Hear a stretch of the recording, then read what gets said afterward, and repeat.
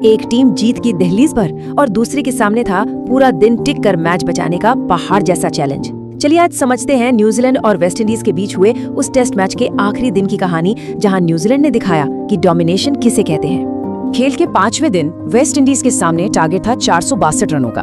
अब test cricket में ये सिर्फ एक नंबर नहीं है, ये एक पहाड़ है जिसे पार करना लगभग नामुमकिन होता है। तो दिन का सबसे बड़ा सवाल बस एक ही था, क्या वेस्टइंडीज की टीम न्यूजीलैंड के इस जबरदस्त बॉलिंग अटैक के सामने पूरा दिन टिक पाएगी, या फिर ये पहाड़ उनके लिए कुछ ज्यादा ही ऊंचा साबित होने वाला था। तो चलिए कहानी शुरू करते हैं सुबह के पहले सेशन से।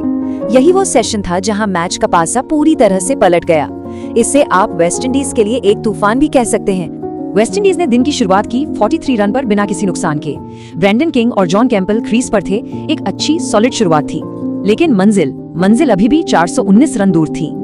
और फिर गिरा पहला विकेट। तेज गेंदबाज जैकब डफी ने सेट हो चुके ब्रेंडन किंग को 63 पर आउट कर दिया, और बस यही वो विकेट था जिसने न्यूजीलैंड के लिए जीत के सारे दरवाजे खोल दिए। जरा इस टाइमलाइन पर गौर कीजिए। दिन शुरू हुआ 43/0 से, फिर किंग का विकेट गिरा।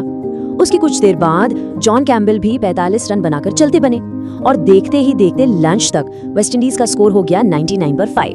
मतलब एक ही सेशन में आधी टीम पवेलियन में। खेल खत्म। अब आते हैं दूसरे सेशन पर। पेसर्स ने तो अपना काम कर दिया था, अब बारी थी स्पिनर्स की, जिन्होंने वेस्टइंडीज की बची खुची उम्मीदों पर भी शिकंजा कस दिया। लंच के बाद गेंद आई एजाज पटेल के हाथ में, और उन्होंने अपनी स्पिन का ऐसा जाल बुना कि वेस्टइंडीज के मिडिल ऑर्डर के बल्लेबाज पूरी तरह से उलझ कर रह गए। उनके पास पटेल की घूमती गेंदों का कोई जवाब ही नहीं था।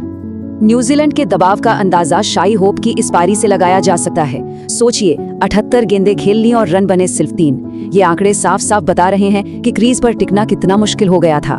तो एक तरफ से स्पिन का कहर था और दूसरी तरफ से जैकब डफी आग उगल रहे थे। उन्होंने अपनी शानदार गेंदबाजी जारी रखी और इस पारी में अपना पंजा भी खोल दिया। मतलब 5 विकेट पूरे किए। क्या कमाल का प्रदर्शन था।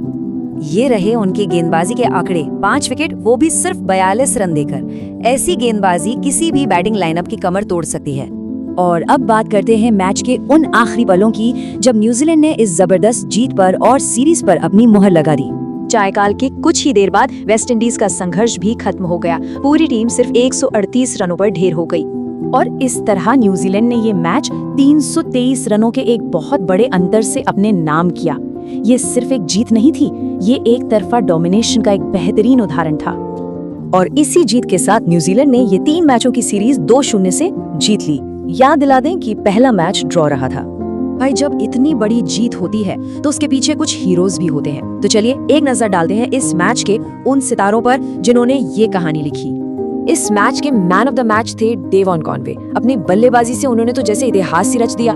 कॉनवे ने पहली पारी में शानदार 227 रन बनाए, और फिर दूसरी पारी में एक और शतक जड़ दिया। दोनों पारियों में उनका प्रदर्शन लाजवाब था, और गेंद से पूरी सीरीज में तहलका मचाने वाले जैकब डफी को मैन ऑफ द सीरीज चुना गया। वो इस अवार्ड के असली हकदार थे। यहाँ इस मैच के कुछ टॉप परफॉर्मर्स पर एक नजर डालते हैं। न्यूजीलैंड की तरफ से डेवन कॉनवे और टॉम लैथन के शतक, जैकब डफी और एजाज पटेल की किफायती गेंदबाजी, और हाँ, वेस्टइंडीज की तरफ से केविन हॉज का वो जुझारू शतक भी इस मैच की बड़ी हाइलाइट्स में से एक था।